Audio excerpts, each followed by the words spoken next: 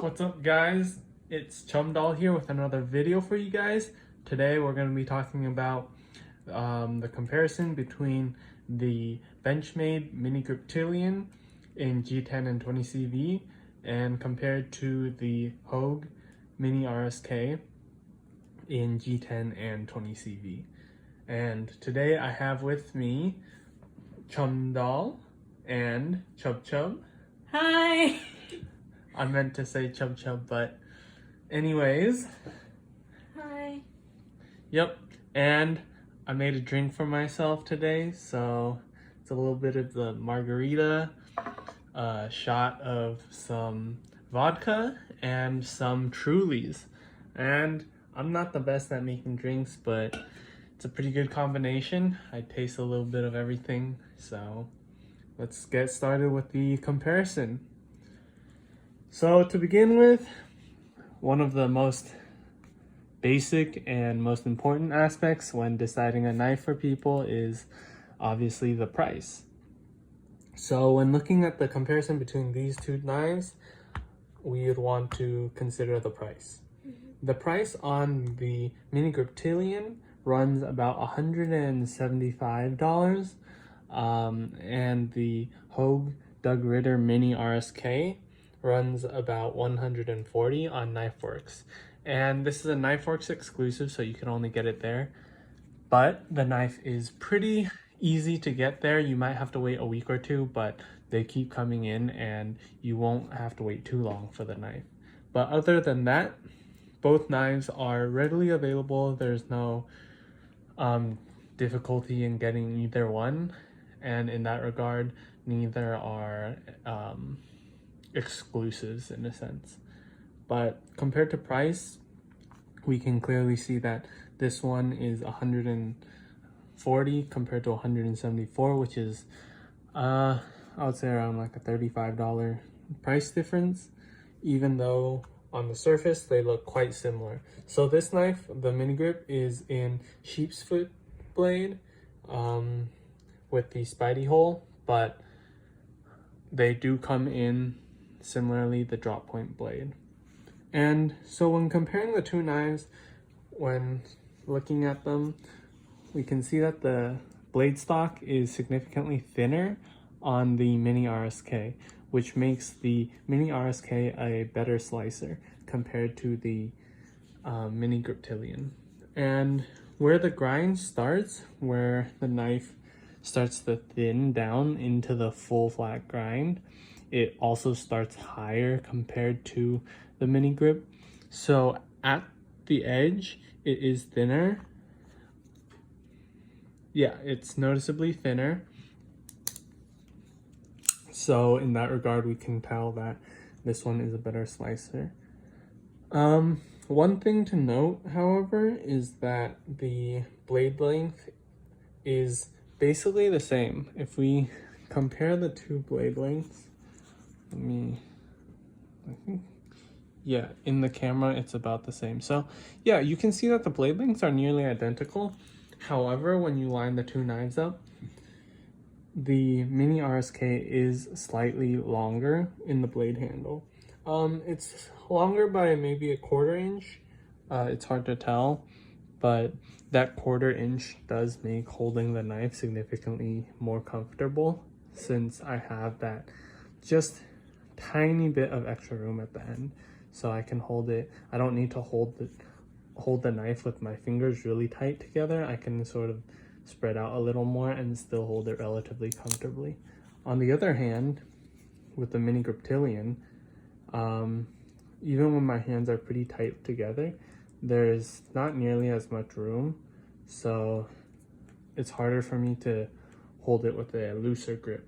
So when I hold it with like a loose grip, basically there's no knife left and my pinky is barely holding on.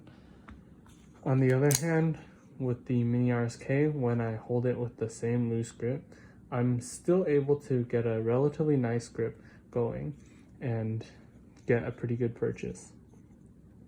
And while we're on the topic of talking about the grips, one thing to note is that they're both G10. However, this G10 and this G10 are substantially different. While this G10 is very, very smooth. The G10 on the mini RSK is very grippy. So while gripping it, I never feel like I'm about to slip and the knife is about to fall out of my hand. On the other hand, with this knife, you do get that sensation. So one thing for me is that my hands sweat very easily. So when my hands do sweat, it isn't a problem and I can hold the knives. I can manipulate it pretty easily without the fear of the knife coming out of my hand. However, when my hands aren't sweating, then the knife slips out of my hands pretty easily. And this is something that was experienced by Chub over here. One time she was holding this knife and she tried to flick the knife out. She used a little bit of wrist and the knife just entirely flew out of her hands. Yeah, and I have pretty small hands, and also my hands don't sweat much, so they're like completely dry most of the time. So this definitely, if you feel it, it like is super.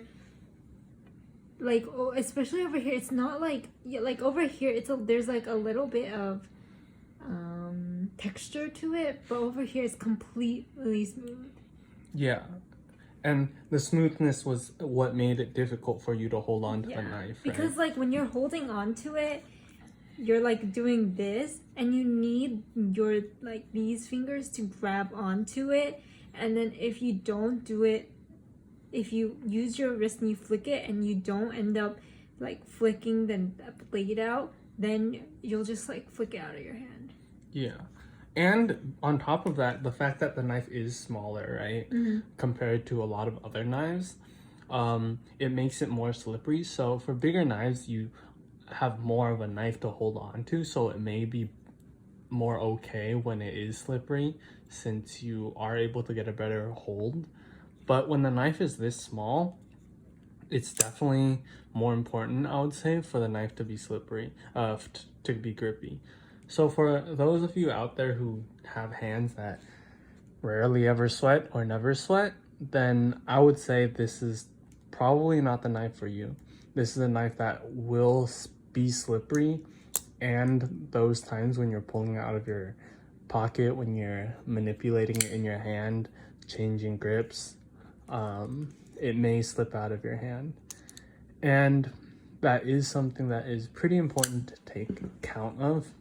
Whereas on the other hand, this G10 is quite grippy. I wouldn't say it's like sandpaper grippy, but it almost never makes you feel like the knife will fall out of your hand. And when I first got this knife, it was very grippy, not substantially more so, but it was extremely grippy and nearly sandpaper-like. However, from use and from using it for a while, sliding it in and out of the pocket, holding it, using it frequently, that friction and that wear has made the G10 smoother to a point where I would say it's a perfect degree. I'm able to hold on to it when I need to, let it go when I need to, and it doesn't feel like it's tearing at my pockets or anything. So in one of my previous videos, I talked about the pocket clip and talked about whether or not it was destroying my pockets. So one thing that many other YouTubers have mentioned is that it is a quote-unquote pocket destroyer, excuse me, but from my use and from frequently pulling it in and out of my pocket, I realized that it really doesn't wear on the pockets that much. So the only reason why people, I think, have stated that it wears on the pocket a lot is because people haven't been using the knife for a substantially long enough time to realize that the G10 smooths out a lot, and especially under the pocket clip. So after taking it in and out of the pocket a few times, or not a few times, but at least now when I take off the pocket clip and I feel under the spot where the clip landed, it's very smooth. Not smooth to the point where it's like the G10 here, but it's very smooth in that I know it's not going to destroy the pocket and it's not going to rip up the pocket. So overall, the grip and the handle material, I would have to say, is better on this. And whether or not you like the appearance of this is a whole nother topic. However, I would like to say that I personally do find this appearance and the gray on blue slightly more appealing. It has a little bit more of a pop and it does feel more special. Even the handle, because it's full titanium liners compared to the mini RSK, which has a very tiny liner, so it goes only up to here. Yeah, you can see it now. So yeah, the liner is really small, which does make this knife feel a little more flimsy and light, but by no means does it make it feel less durable. But because this has more of a utilitarian look and feel, it doesn't get dressed up like this knife, having blue standoffs, having blue insets. Well, not insets, but this is part of the G10, so not having layers with different colors. So next topic would be the pocket clips. So this didn't actually come with this pocket clip. This is the Benchmade deep carry pocket clip.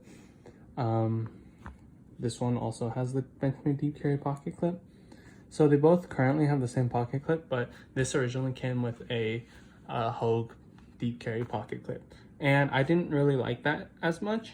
That was one of the downsides of this knife particularly. I think Benchmade makes really good deep carry pocket clips.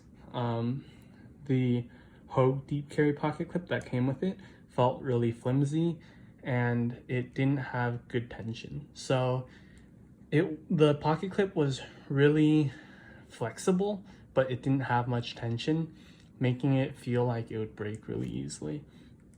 And so I immediately switched it out into this pocket clip. So when looking at the blade, looking at the blade, I do think that this is a better EDC knife for just daily tasks if you're not prying at things or breaking anything, but these are both really small knives that aren't really meant for prying, so you'd be well served with either one. But the Dogue Ritter does not have a spidey hole, so if that's something that you're into, perhaps you'd want the mini Griptilian. Looking at the blade thickness, they are not the blade thickness, but the tip thickness. We can see that the mini Griptilian is thicker, so it does have a slightly stronger tip as well. Overall, I would personally prefer the mini Griptilian. Not the mini Griptilian, but the Dogue Ritter, just because it feels like it had better action coming out of the box. And so that's one of the last points. One of the things that blew me away the most was this is my first Hogue knife. I didn't have a Hogue knife prior to this, and when I first got this in the box, the action on it was impeccable compared to any of the previous Benchmades I've had in the past. So most Benchmades I've had in the past have had some issue, whether it was one thing or another, regardless of which Benchmade knife. So some of the Benchmade knives I've had, they had poor centering. Some of the other ones I've had perhaps were really stiff in certain portions of the close. So perhaps it was really stiff here in the 180 degree range to the 110 degree range in the closing, but then it got really light here. Or some of my other Benchmades were really tight here, but light here. And so just in general, all of the Benchmades I've had some issue with action or blade centering. And I may have not been lucky, but for the first Hogue to have had great action is something that I find to be really good. And for this, the action is just how I like it. I like that you need a small flick and it'll close all the way. So like a light push and the blade will fall completely closed. And the blade also feels smoother when it's closing. It doesn't feel as gritty compared to the mini Griptilian. So the mini Griptilian is smooth, but when I first got it, it was definitely really gritty and it felt like there was sandpaper in it. Anyways, overall, I feel like they're both great knives, but considering the mini RSK is $35 cheaper, which is a pretty good chunk of change, and the fact that this has better action, the handle isn't as slippery, the stock is pretty thin, the blade is really thin. I would personally recommend the mini RSK over the mini Griptilian. However, if you're a fan of Benchmade and you really dislike Dogue Ritter, you don't like the look of the knife, then perhaps the mini Griptilian would fit you better. In terms of warranty, they both have relatively good warranty, one of the best in the business. They both offer blade replacements. I called for Hogue and inquired about it, and they said to get a replacement blade for the mini RSK would be $40 if I remember correctly. So in customer service point of view, they're both great. However, ultimately, because of the aforementioned reasons, I do believe the mini RSK is a better purchase and a better knife to own. Yep, that's pretty much it. Chum chum, chub chub. Chum chum. Do you have any last parting words? So when he first got the mini RSK, that was like the only knife that he would carry around for a while because I thought it was really smooth compared to the Benchmade that I was usually flicking and playing with. So though it seemed really similar to me at first, as someone who doesn't really know about knives, it then like occurred to me that there actually is a difference, and yeah. Yeah, so it's obvious that this is a smoother knife, and maybe that Benchmades require more break-in than I've given it, but I have been using my other Benchmades for a while and they still don't feel nearly as smooth. So I think that has to say something about the able lock on the mini RSK. But ultimately, it is up to you to decide which knife you want. I'm just here to provide my opinions. Thank you guys for watching, and remember to like and subscribe. Dislike if you dislike the video, but remember to make a comment. Tell me what you like, what you dislike, and if there's anything I can improve on. Thanks a lot, guys. See you next time.